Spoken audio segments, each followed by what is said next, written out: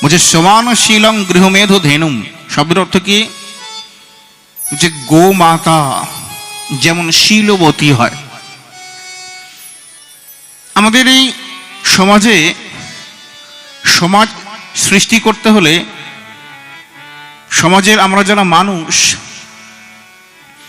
আমাদের মাতা পিতার ভূমিকা অনেকাংশে আমাদের মধ্যে বর্তায়। বলে দেখুন, সমাজে আজ বিভিন্ন শ্রেণীর বিভিন্ন জায়গার কখনো নেতা, কখনো প্রশাসনের বিভিন্ন কর্মচারীর প্রতি আমরা আঙুল তুলি বটে। এইভাবে আপনি এটা করলেন না কেন?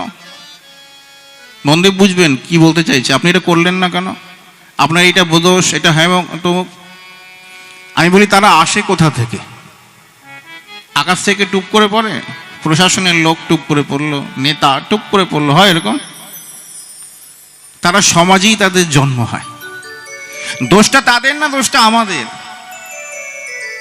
সমাজ সৃষ্টিতে, সমাজে মানুষের মন তথা চরিত্র এগুলি তৈরি করতে গেলে যে পরিবেশ, যে শিক্ষা, যে সংস্কার, যে সঙ্গ আমাদের প্রয়োজন, সেগুলি কি করে আমাদের ছেলেপেলের মধ্যে আমরা সঞ্চার করব, সেই দিকে আমরা যত্ন রাখতে পারি না।